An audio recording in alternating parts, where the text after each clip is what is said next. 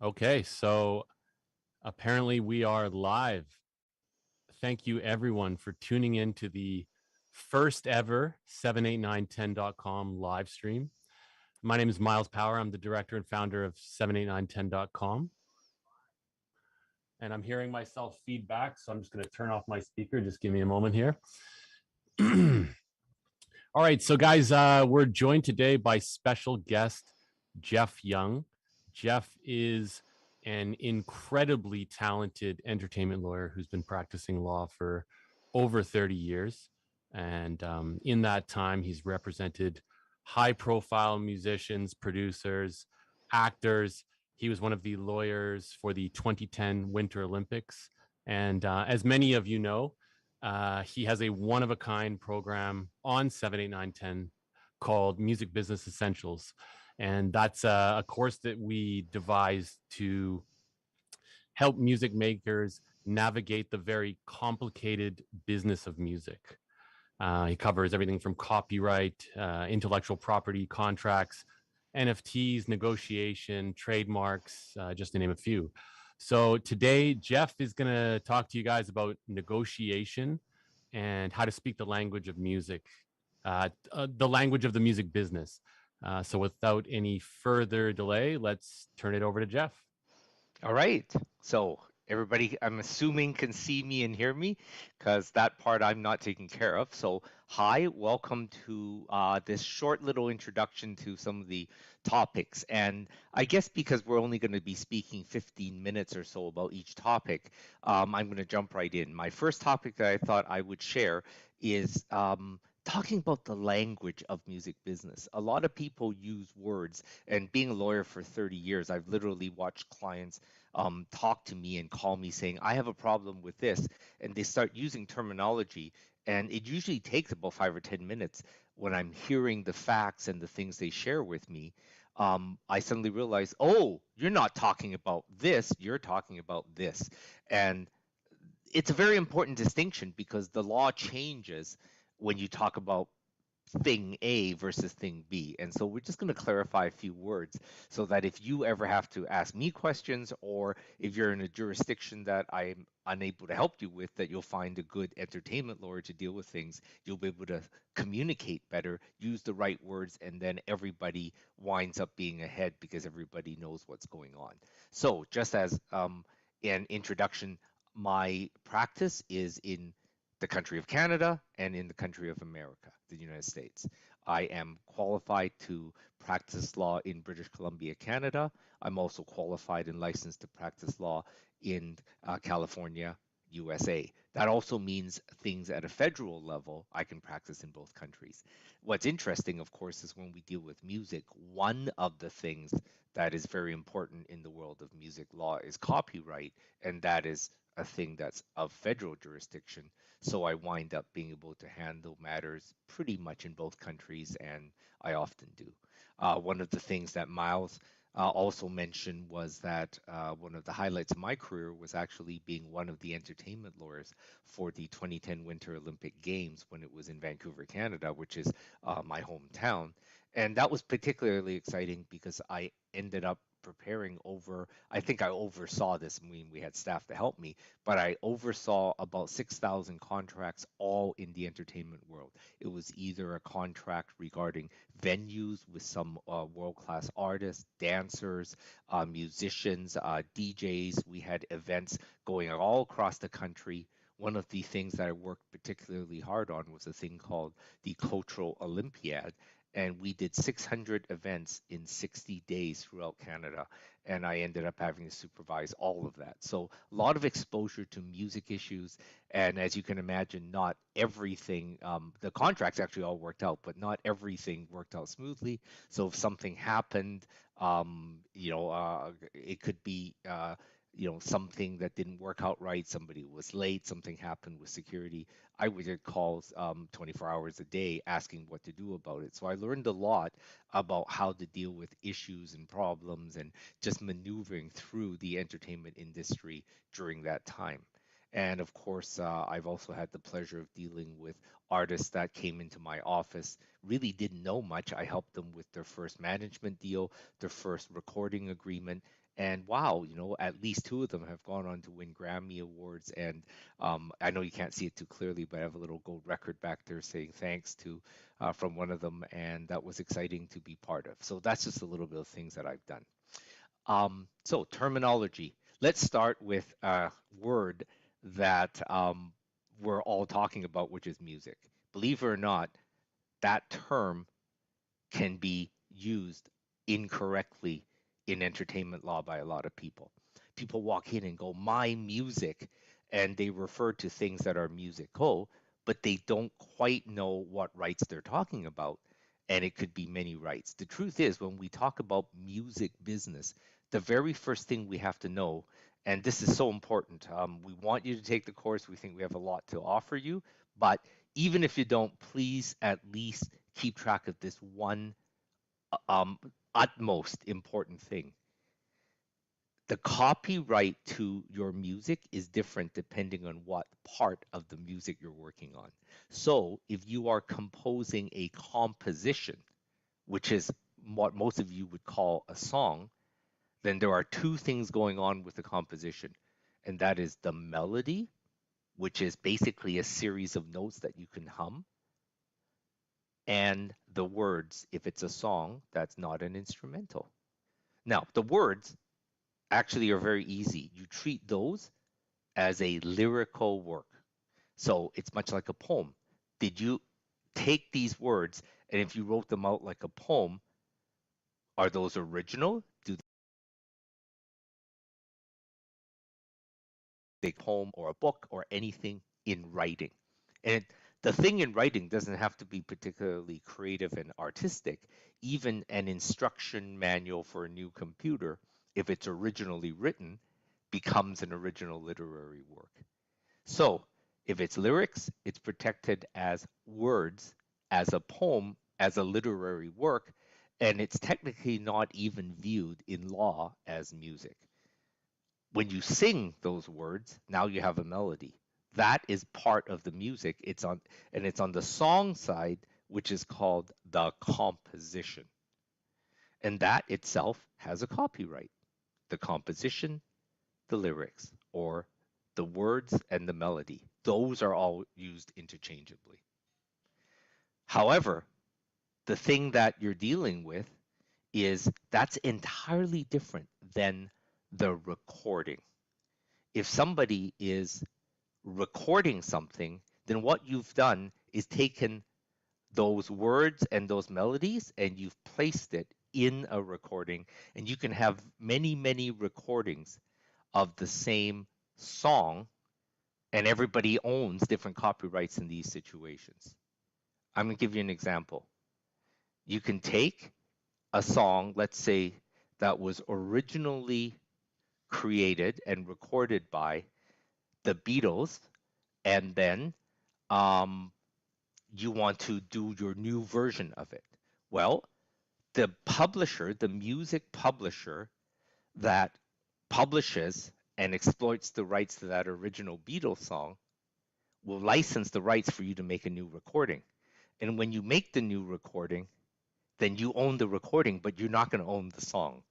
That's why when you re-record somebody else's song, you only own the recording, you don't own the song, and you have to make sure you get all of the rights lined up for licensing. The way that I usually like to illustrate this is to say you have a melody and words, and those two things are embedded in a recording. And now that recording of that song gets exploited together. But every time you hear a recording of a song, you're hearing two separate copyrights. This is such a fundamental, important thing to realize, that you can't separate, or sorry, you have to keep these things separate, because otherwise, if you are dealing with music, if you're doing anything like sampling, re-recording, you're going to be missing out on getting rights to certain things, or you're going to be missing out on earning money from certain things. Anytime that somebody re-records an existing song, they can only make money from the recording, not the song. You have to, If you want to make money from both the recording and the song, you have to own both components. So the very first term that we have to make sure we get right when we deal with music business is the word music itself. Always remember music is a generic term and it encompasses the difference between the composition and the recording, and those are completely separate rights. So another word that we often get wrong is the word copyright. People say, oh, how do I protect my song? How do I, and then they'll say words like, how do I patent my song? How do I trademark my song? And that's incorrect. The word patent, the word trademark, and the word copyright are all different kinds of intellectual property, and they all represent different things, and the law is completely different for all of those things. So, yes, a copyright covers musical works, literary works, which of course we just talked about because literary works includes books and poems. It also protects artistic works, and it also protects dramatic works, and absolutely nothing else. If it's not in those four categories, it's not copyright. So if you are a creator and you're creating music, it is very likely that you want to ask questions about the legal side of copyright, not the other things, sort of. If you do want to create a brand and you want to then protect a logo, you want something on t-shirts, you've got a slogan, anything that's branding and image based, then in fact you want to look at trademark law, and that works different again. Trademark laws and copyright laws have entirely different terms of protection. Copyright, you don't absolutely have to register, but you can. Whereas with trademarks, if you genuinely want brand protection, you have to actually make sure that you register the trademark, because having a trade name that's not registered is very limited in the scope of protection you get. Then, for those who are talking about these intellectual property terms, the words patent is entirely different again. A patent is an original invention. So how does that apply to music people? Well, if you are creating a new microphone design or you're creating a new gadget for recording, then, or a new synthesizer, those kind of things, now you have an original invention, and that would be covered under patent. Patents are different than the other two. Example, copyright in America lasts 70 years after the death of the last remaining writer. That means if you're dealing with a Beatles song, most of those of which are written by John Lennon and Paul McCartney, Lennon has passed away, but McCartney has not. So the copyright for Beatles songs hasn't even started to run. You're not counting from 70 years from when a song like Yesterday was written. You're counting 70 years from the date that the last remaining writer dies, and Paul McCartney has not died. So the copyright to Yesterday has not even started to run. However, if today you register a patent for a new synthesizer, then 20 years from the day you register and no longer that patent runs out. You can't renew a patent. And then you've got trademarks where trademarks can be renewed, but they only last roughly about 20 years depending on which country you register in. And yes, you have to register in every single country to get trademark protection. So those are, again, words that people get confused. People run into my office and go, I want to protect the trademark to my song. Well, not really. You probably want to be protecting copyright, or you'll say that somebody infringed on the trademark to your song, and when the reality is that they infringed on your copyright, possibly. The other really important thing, and this is something to keep in mind, you cannot protect a mere idea with anything like trademark, copyright, or patents. Wow, that sounds scary, right? Not really. There are other ways in one of my classes that we're going to talk about how to protect a mere idea. And I mean really a mere idea, okay? If you've written a song, you have something that's protectable by copyright. What I mean by mere idea, using music as an example, is if your idea is to write a sappy romantic love song for your significant other, that's not good enough. That's a great idea, but until that idea turns into a real song, you have nothing that you can protect. Well, this comes up with things like animation characters. I have this idea of creating a character that maybe has one horn, has superpowers, blah, blah, blah, but you haven't crystallized it in an artistic work, or you haven't written a book about it, which would make it a dramatic work. When you don't do those things and it only stays in your head as an idea, you're at high risk for that idea being stolen without any recourse. And so until you get the proper legal awareness of how to deal with really beginning ideas, you really do need to see a lawyer to protect that more along the lines of a trade secret or a confidentiality agreement, because the other areas of automatic intellectual property don't give you any protection. So, anyways, um, those are a couple of words that we often get wrong in the entertainment industry. And hopefully, I've clarified at least some of these things. And the whole point of the course that I put together for all of us is that we actually can learn more in detail about these things, and we get the full detailed answers. And so hopefully what I shared with you has got you excited enough that you actually want to know more. So that was one of my topics. Um, Another one of my topics that I mentioned was to introduce to you was negotiations. In our class 9, we actually have an extended class on how we negotiate. And that's more important than you think, because when you're just starting out, some of the worst cases of bad things happening to people who create music, who work in the industry, is bad negotiations. And that's not just from the artist side. I meet a lot of producers and people who have dreams of running a really successful music company, and they do bad negotiations. Sometimes they just ask for too much, and they lose valuable relationships with artists that kind of go, wow, that's too much. Or they lose out on rights that they could be having where they could make more money. And if you don't make enough money, you can't keep a business going. So negotiations are very important.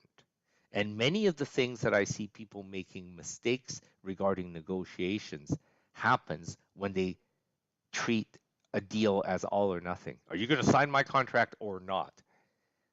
Usually that ends up or not, because not every contract that one presents is going to be okay for anybody.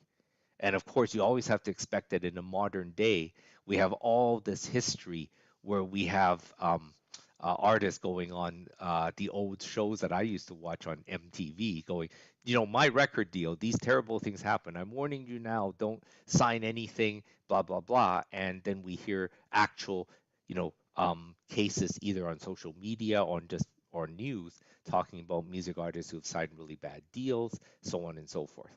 So the things you have to think about when you're negotiating is, first, you actually have to have a good deal for everybody. You can't have a relationship where one side feels totally taken advantage, or it will end badly. The number of times when people initially sign something and then they just feel bad about it after years of dealing with a unworkable contract, well, you're going to have somebody coming into an office of someone like me, and then we're going to talk about how we break the contract, and then people will threaten lawsuits, and they end up signing a settlement maybe, or going to court, and then everybody walks away feeling bad. You can prevent a lot of that just by learning how to negotiate. And learning how to negotiate often is just literally understanding what rights you have and what you can divide and what you want to give away. One of the classic things, and it's super appropriate for us in the music industry, is that I quote an old country song from Kenny Rogers called The Gambler. You've got to know when to hold them, know when to fold them, know when to walk away, and know when to run. Hopefully, we'll never have to run away from a deal, because that's a really bad deal.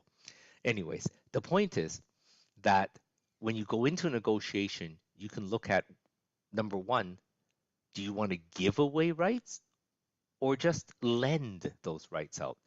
In law, we call that a transfer, where you give away the rights, or we license the rights, which is you're just lending the rights. And that's really important. Am I going to transfer everything to you? I'll never get it back. Or so long as we have a good business relationship, I'm going to license rights to you on a piecemeal basis. I may only license rights to you in one territory. I might only license rights to you for a certain time period. Or here's a really important one. I will only license to you on certain conditions. One of the things that I often do as an example for managers contracts is, hey, I'm not going to guess that the manager is honest or dishonest or they can promise everything or not. I just make them own up to their promises. How often do you think I hear where a manager goes, I'm going to make you a star. I'm going to do this for you, do this for you, do this for you. And instead of challenging them, I go, this is great. We'll give you a 5-year contract. But if in 2 years you don't get them this type of a deal, you don't get them this kind of a concert, you don't get them this kind of a um, recording advance, fine. Then we don't carry on. The contract ends early. That's called a condition, and you learn how to put conditions into your contract. So now I will have a client who goes into these contracts where the manager promises everything, and we go in with the confidence of knowing, hey, if the guy completely just doesn't deliver, and I don't mean they don't deliver in a sort of unethical lying kind of way, meaning they did their absolute best, but they didn't get any bites, they didn't get any producers interested, they didn't make anything happen. Well, fine. Then that 5-year contract that you're going to enter into with this manager chops off. It's 2 years. We write one letter saying, sorry, but you didn't meet the conditions and you're out. If you approach all of these things in negotiations by thinking that there are many, many options and everything can be negotiated, you wind up being able to do a lot more deals and get out of a lot more deals that aren't working for you. So I kind of treat it as business dating before you get married. It actually is a very logical analogy where we don't know if this relationship is going to work, but we do know that we can put conditions on a contract to make sure that if it doesn't work, it ends amicably or at least peacefully.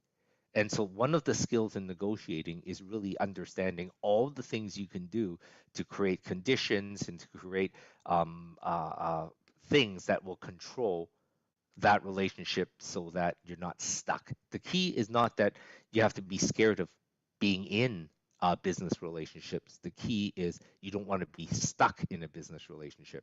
The more freedom you have to get out, the more you're willing to give a chance.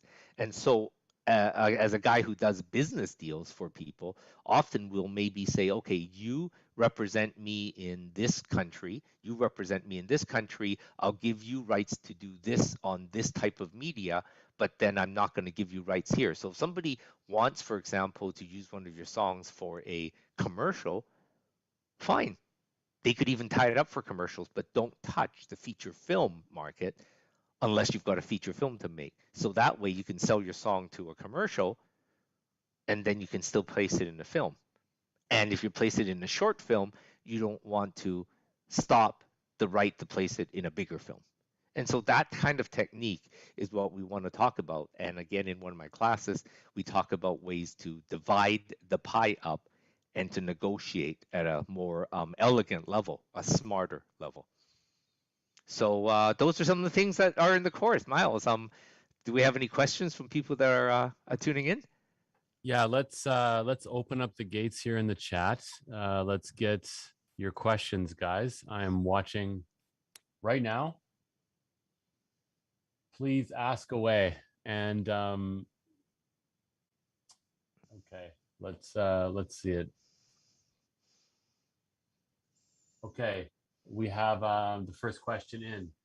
As a recording, mixing, mastering engineer, and instrumental producer, what are the rights that I hold, and how do I collect revenue for my part? And you know what? I'm gonna actually copy and paste this, and I'll. Sure. I actually think I'm actually able to read some of this too. Can you see it? Okay. So I think so. I think so. BI Peoples as a recording / mixing master. Do you see that one? You know what? Paste it for me. Right. I sort of have some of this on the screen, but I'm not sure that. Yeah, no problem. All right, coming to you in the Jeff. Oh, I see it now. All right. Oh, you see it. Recording Okay. instrumental with the rights that I hold. Okay.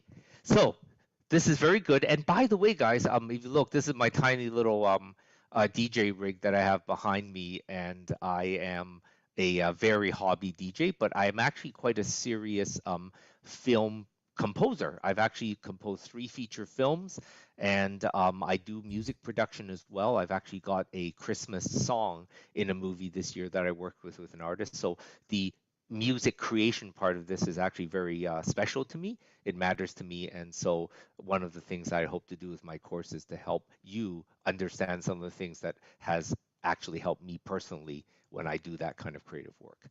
So if you're recording and mastering, first, you should consider getting a contract with all of the people that you work with to understand what you get. Remember, you get what you negotiate. So if you don't have a contract, then one of the things you have to keep in mind is you may end up with no rights if somebody wants to challenge those. You may just get a fee, and depending on your conduct, somebody could argue that that situation is a oral contract where you rendered a fee and that's it.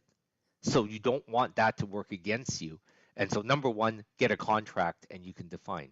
Number two is, frankly, you can ask for whatever you want. That's fair. Again, you have to have a deal that works for both sides. So you could participate in a royalty on the master recording side if you didn't work on the song. You did no songwriting, you did no lyric writing, you didn't create the melody.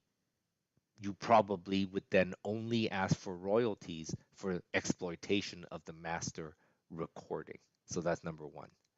If you want a piece of the song, remember those are 2 separate copyrights. You got melody and lyrics, and it's inside a recording. If you are wanting a piece of the song, you'd better get that in writing, because almost every copyright act anywhere in the world says if you talk about intellectual property and you don't assign it in writing, then you don't get anything. So if your artist created all the words and created all the melodies, if they don't assign you any rights, you don't get any.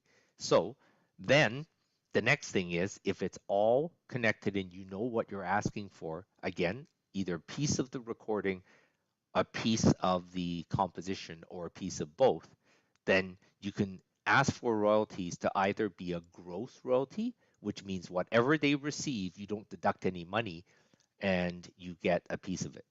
If you want gross revenue, you probably are going to only get a smaller percentage, like 3%, 5%.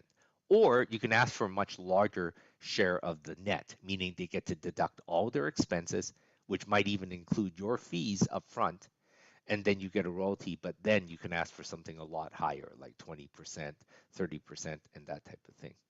Another thing to keep in mind is if you get paid some money in it up front, you have to decide if that's a deductible or a recoupable advance. So in other words, you don't get any more royalties until that amount of money is paid back. Depending on your negotiation power, you can say, no, no, no, my fee is what it is, and then my royalties are on top of it. Or it could end up that my fee is in fact a recoupable advance. So until it gets paid back, I don't get any more royalties. And so finally, I'm looking at a comment here. Not every place has work for hire. Work for hire is actually uniquely American. As a Canadian lawyer, I always have to tell my Canadian clients that work for hire doesn't exist in Canada. It works differently. And so, yes, the word work for hire works in America, but that's pretty much it. So hopefully that helps you out. If not, check in with our team at 78910, and maybe we'll find a way to get your questions over to me at a future talk or something like that. So Jeff, one thing here. So you mentioned he's a recording, mixing, mastering engineer, but also an instrumental producer. Mm-hmm. The instrumental producer is the part that sounds like it has more claim to the IP, potentially Yes. industry If standard you are wise. only producing, and that word means, that's another word that I can go on about how it doesn't have a meaning unless you define it. Are you producing only, meaning you're deciding on instrumental arranging, but you're not writing the melody? in which case what I just said still holds. You're only taking producer's royalties from the master recording. Or are you actually writing a melody? If you are writing a melody, then you get, again, rights as a songwriter. And if you wrote half of it, you get half the rights as a songwriter. So that's pretty powerful. And you also get rights of ownership, that type of thing. If, however, somebody has, say, created, let's say me, I create a film score with a melody, but I've asked the producer to go in and make an arrangement, but not to change my melody, then they would own rights to that arrangement, which, as a more advanced legal principle, it means derivative work. We actually talk about this in the course, but you don't have any rights in the original melody. And so it's all these different layers of rights that you've got to be clear on. And so it's possible that you could co-own the composition as an instrumental producer, but it's also possible that if you are producing only without writing, that you only get royalties from the producer's part, which connects to the master recording. Perfect. Okay. Yeah. Did you want to address the next question? Okay. Or was there anything further on that? No, I think we can move on to the next one. I use a non-authored quote taken from an anime in a non-authored quote. I'm having trouble with what the person means by non-authored. All black. Can you specify what you mean by non-authored? Yeah, like, do you mean you didn't write it? Because somebody had to have written it, right? Definitely, someone wrote it. Where is okay, this? I'm just gonna jump in because I don't want to run out of time. I'm gonna assume this means I'm using a quote that the individual did not author in your song, and the answer is likely. There is law called de minimis use where you can use up to a little bit and quote something, and you could be okay. But these days, it depends on how famous that quote is, and if it's a famous quote, somebody could complain that you're infringing on their copyright. So this is one of those you can argue. You would say it is a de minimis use, and they'll say, no, you used a key line from my work and you're infringing on copyright. I'm thinking out loud that There's No Place Like Home from The Wizard of Oz, which is very famous, will create more of a risk of copyright infringement than an incidental line that is not a big quote from that work. The one exception, this is interesting, is the title. So there's no copyright on titles per se. And so if you decided that you were going to use the title of, say, a book in your song, you're probably going to be okay. So treat using a line like that as a sample. You have to first look and see if the line itself is unique enough to get protection. And if it is, then you have to think about clearing it. I'll give you an example. A line like, I love you, is in lots and lots of books. I wouldn't worry about that because the line's so generic that taken by itself, you're not going to have unique protection. Perfect. Okay. But as an example, like "May the Force be with you," you're not going to get away with putting that into your song without some risk, right? All right. Can you address samples? Is there a certain length / type of sample that one can use for There is no free minimum length. I get asked this all the time. There's no minimum length. And in fact, one of the big problems you have is that you're double infringing most of the time if you sample. What do I mean by that? Well, let's go with the very first thing I talked about today. You've got a composition and you've got a master recording. Even if you only use one single note of the composition and that fits under the de minimis rule, you will be sampling the master recording rights to that recording, and that's going to cause a problem. One of my best examples, because it's so darn famous, Maybe if some of our audience are a little bit younger, they wouldn't know it right away. But for those of us who are older, and you can look this up, is the very first famous chord of the Beatles, It's Been a Hard Day's Night. You just literally hear a G suspended four chord twang. It's been a hard day's night. And that's a really famous chord. If you took that chord and just sampled that piece over and over as a recurring loop into your song, somebody's going to recognize it. Pretty much any of us oldies that have listened to that song too many times would recognize it. People are going to go, oh, that's where it came from. And now you will have the Beatles record company suing you for copyright infringement on the master recording. They'll win. And wow, that was only one chord. So no, there's no minimum. Okay. Next question. If we sign our first track on any record label, do we lend all the rights of our songs because it's the first time, or we need to be strict about rights even though it's our first contract? Do you see that one from G's? Yeah, AEDA? I think my way of translating that question goes back to what I said.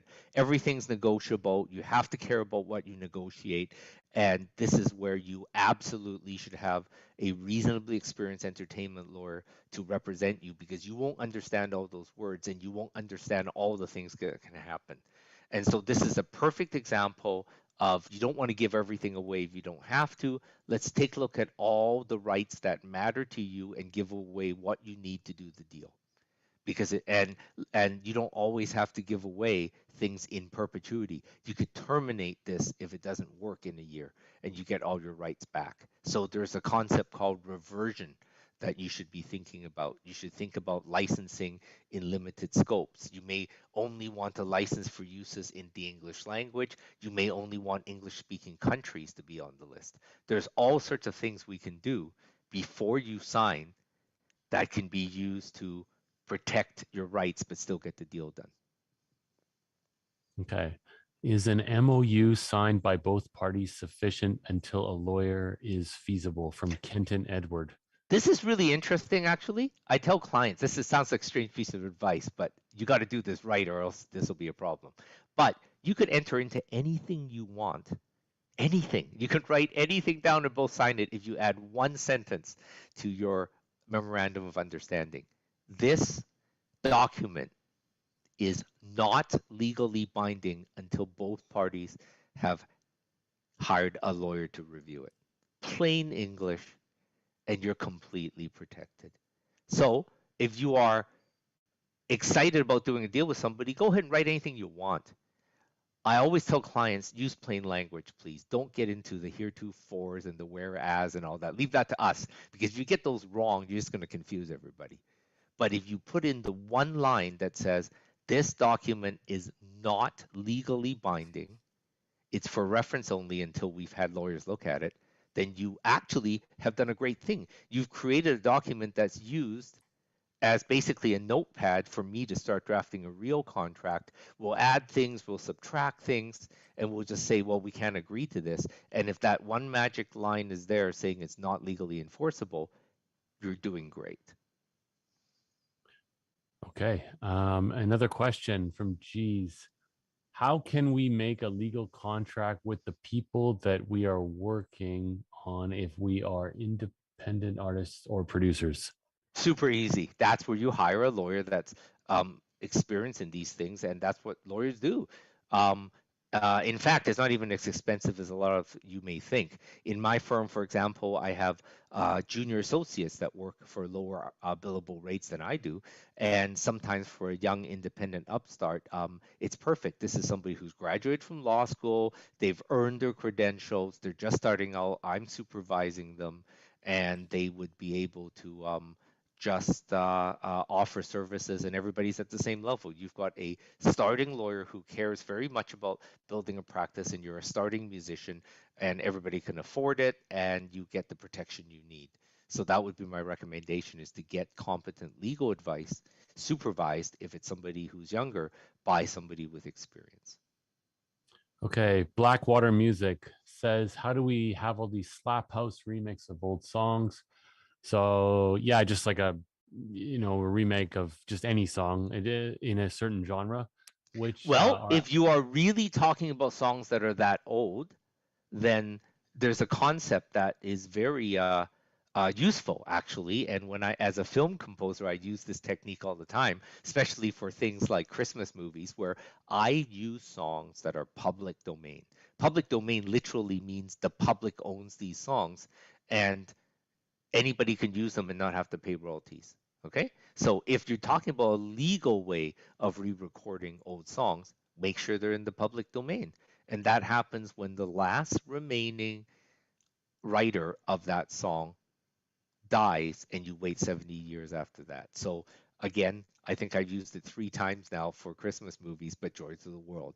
I rearrange Joy to the World in a way that fits the movie. I put it in a Christmas movie, and yay, I don't get sued. So a Any lot other of way? these, sorry, Jeff, a lot of Yeah. these Slap House remakes, when he's saying old songs, I mean, some of them aren't actually that old. They're more remixes of current songs that were released a year ago. Sure.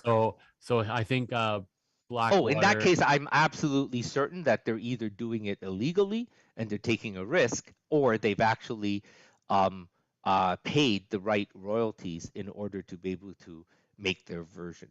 The thing is, a lot of people are shocked when I tell them how cheap it is to do an audio only remake of an existing song. Once a song's been out, anybody can do a remake of the song by paying for what we call a mechanical license. That's by you doing your own version of the song. And that's something like under 9 cents per song per copy manufactured. Very inexpensive. And so it's very likely that people who are doing these remakes are getting their mechanical licenses and doing it legally. Okay. Hero says, I recently had a single released and I haven't yet gotten to register it with a PRO. Is there a time limit on something like this, or can I still register? No time limit. You can always register with a PRO. Okay. This one's a little bit broad, but Braulio Perez says, can you explain a little bit more about publishing? Yeah, I can't do it in the time we have, but I have a full class on publishing with beautiful slides that I personally created, and that's in the course. So I didn't want the cat to come across as totally self-promotional, but the reality is if you do want to learn more about publishing and how publishing works, how co-publishing works, administrative publishing, and all of these terms that there's no other way to do it that I know of that's easier than taking that class in the course, because that's what I spent time developing. And it's not something I can easily do in 2 minutes. I needed an hour. We've got a course that's an hour, and that's about as basic but sensibly condensed as you can get. We have a question here from Ben Arthur. This one might be, I don't know how much you can say on this, but it's an awesome question, and it's really forward thinking about the blockchain. Is it plausible that DSPs will be integrated with blockchain to automate royalty payouts within the next 5 years? The answer is everything's possible. I'm not brushing off the question. I understand what you're saying, but that really has to do with people outside of lawyers. All I would be responsible if one of my clients wanted to work on that kind of technology would be to write the terms of use to make sure it's done properly. But will the technological and sort of Bitcoin business world offer that and keep up? They're pretty sharp guys and they're on top of their technology. So it is definitely possible. From a lawyer's point of view, I don't see a problem in getting there supporting it legally. Everything else would be a matter of all sorts of situations. One of the things I wonder about is whether there will be outside government regulation on all of this in the next 5 years, because it's gotten so much attention and it's a financial exchange, and governments have regulated financial exchanges throughout history. They've never sort of left a financial exchange alone for a very long time. So in the next 5 years, everything can change, and that could include government regulation. It really is it's a great question, and probably within 5 years, it'll not only be integrated, but it will also, my bet personally, this is just mine, this is not financial advice or whatever, but this is what I think. I Yeah. think that it actually will be curtailed by regulation. I mean, Yes. we're already seeing DeFi already, like this Yes. month, having tons of Yeah. regulatory implementations. I mean, I know Coinbase tried to launch a DeFi program, and Hmm. that was stopped.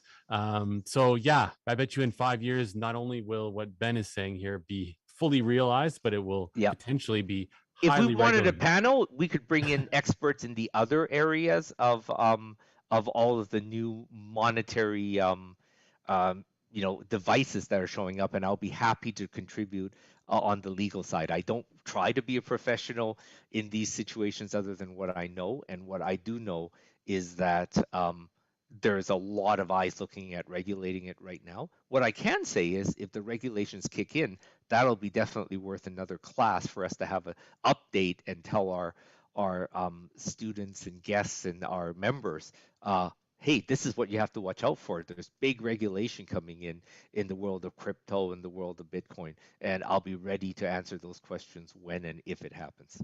Mhm. We have a question from Mix Labs. It sort of ties into something you've already answered, but how can I clear a sample I want to use an Ah, old acapella, for example? okay. Well, it depends actually. First, if when you say an old a cappella, if you literally mean a song that's been recorded, um, and the song's public domain, I would just say hire some great singers, and you don't even have to clear the sample, and you own everything. If it's a song where the recording, the original recording really matters, then what you want to do is clear the rights to the composition and the rights to the recording. Um, if you don't have any other professionals to rely on, the best people to do that stuff are people who are in the profession of being music supervisors. They work in film clearing music, but they also help musicians clear the music because that's what they do. And so look for a music supervisor. A couple of examples. If you are wanting to use last year's recording of Beethoven's Ode to Joy done by, say, a current symphony orchestra, somebody owns that recording, but they don't own the song in the recording. So you only have the recording rights to clear. But if it's last year's recording of a remake of a famous song written by Pink, who's very much alive, then you would have to clear the song and the recording. Okay. We have another question from KTB. Can I get copyrighted using? Okay, this is sort of similar. Do you see that one there, Jeff? Yeah, can I get copyrighted using Ode? I'm going to interpret that as can you end up with a copyright lawsuit um, with an old public service announcement. Interesting. It depends on how you got a hold of the recording, what the recording says, that type of thing. Chances are it's probably a current recording. Likely the words are probably generic. Please be careful getting off the plane if that's a public announcement when you're on an airline or whatever. Those words tend not to be original. You've heard it from every single airline, but that recording does have a copyright protection on it, and it's probably not older than 70 years. So yes, you would probably have to clear the recording part, whether or not the words themselves are an original literary work. Okay. We have a question here. Where is it? Oh, I actually, this one's really interesting. May I ask when you should register your artist name? Usually when you have a reasonable amount of exposure. And here's the interesting thing. This is not copyright. This is in fact trademark. A artist name that's not your real name is actually a branding thing, and you need to look at trademark law in order for you to protect that. And depending on what countries you are trying to be or you are famous in, you would want to register in those countries. With my personal practice, I tend to do, well, I'm in Canada, so I do a lot of Canadian trademarks, but I tend to do a lot of American trademarks for people in the entertainment industry. We have a question from Kenton. Is it safe using services like Splice that offer cleared royalty-free samples? Um, Generally, yes. I'm not going to speak up specifically for Splice. I haven't seen their legal terms of use or paperwork, so I'm disclaiming right now that I'm making no comments on Splice. I'll take a look at some point when I have a chance. But as a composer, one of the services I use is Artlist. And Artlist, and only because I used it for a movie last year that I composed music on, they actually give you a certificate of copyright, they give you a contract, and it's worded in a way that lawyers that work on films will accept. And so what I mean is that their licenses are cleared. They actually form formal clearances and they've done the job correctly. So I trust using a site like Artlist because their contracts are satisfactory. So that's the way I would approach it.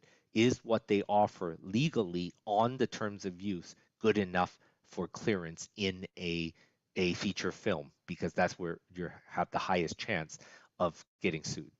You have to read those terms of use. Some of them will say if you're going to use the whole piece or an unedited portion of it inside a film, go for it, but you can't slice it up and use it as a sample. Other terms of use would be different. So you have to read that and make sure that the permitted uses match the actual uses. Okay, beautiful. Man, where should you register your artist name? We're Yeah, register that the it's I Jessica Verdin. okay, Hi, sorry. man. I just realized that something I have to reload the. Oh, okay, hang on. Okay, I'm just gonna say that in a trademark, it's a trademark. You need to register that as a trademark. A lot of people didn't realize that one of the issues surrounding Prince and the artist formerly known as was not him being weird or crazy or whatever. It literally was caused because his manager, and we got to watch this. Manager's contracts, I always make sure that the manager does not get to trademark the artist's stage name in the name of the manager. The artist should always keep their own stage name. But what had happened was Prince's manager registered the trademark to Prince in the name of the manager, and then there was a dispute, so it was actually a trademark issue. I've seen many music acts wind up losing their name to the manager who um, ends up owning the name, and that's not a good thing. So we have another question here. Any advice on small deals for bedroom producers who don't have the means to hire lawyers? I really can't like I that's a little bit like Difficult.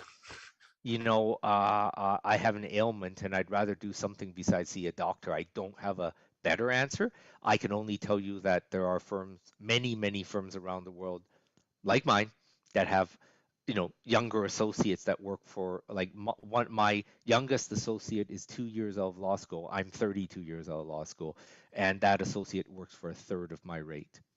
So, it's not free, but it is solid. It's insured advice, and we keep them busy. Okay. Final question.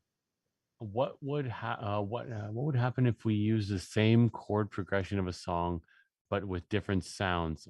Are The we key on copyrighted? copyright infringement, and Miles, we talked about this, that I have an entire presentation I deliver at law schools actually all around North America, where we take sound clips and show you what songs have been successfully sued and what songs have successfully defended. So we can talk in more detail about copyright infringement.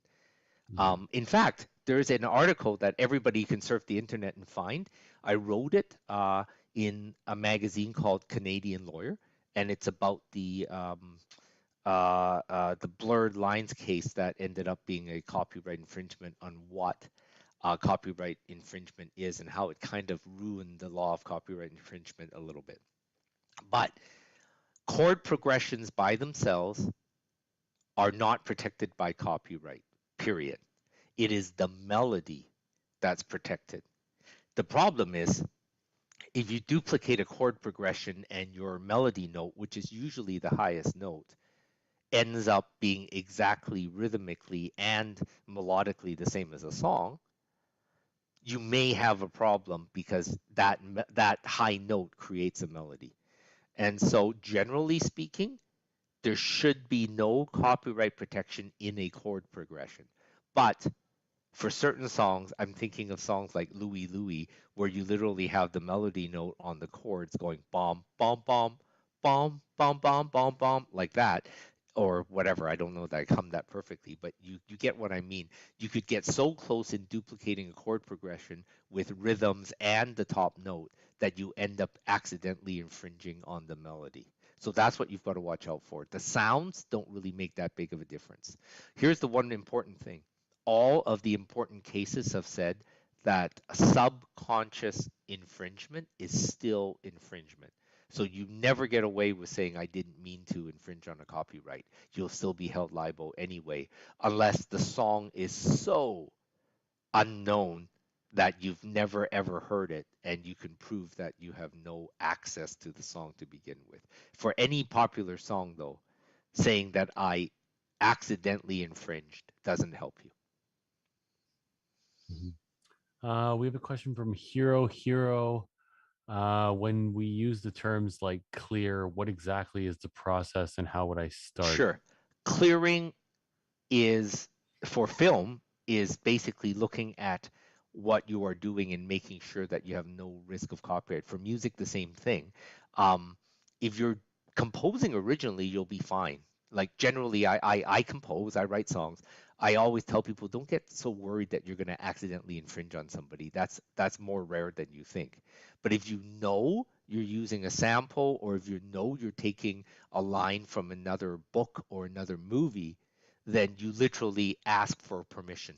Clearing something is basically clearing it of lawsuits. And the way you clear something of lawsuits is that you ask for written permission, always in writing, because the Copyright Acts say so. Not because I say so, not because judges say so, but because everything to do with intellectual property, permissions have to be in writing or they're not enforceable.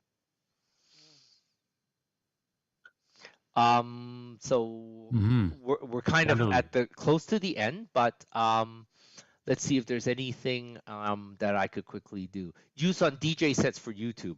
Actually, um, here's an interesting thing. In Canada and America, the laws are a little different, but in Canada, we actually have a thing called a YouTube exception that you get away with quite a bit of usage of music on YouTube without having to worry about permission if it's non-commercial and you actually paid for a license of the song to begin with.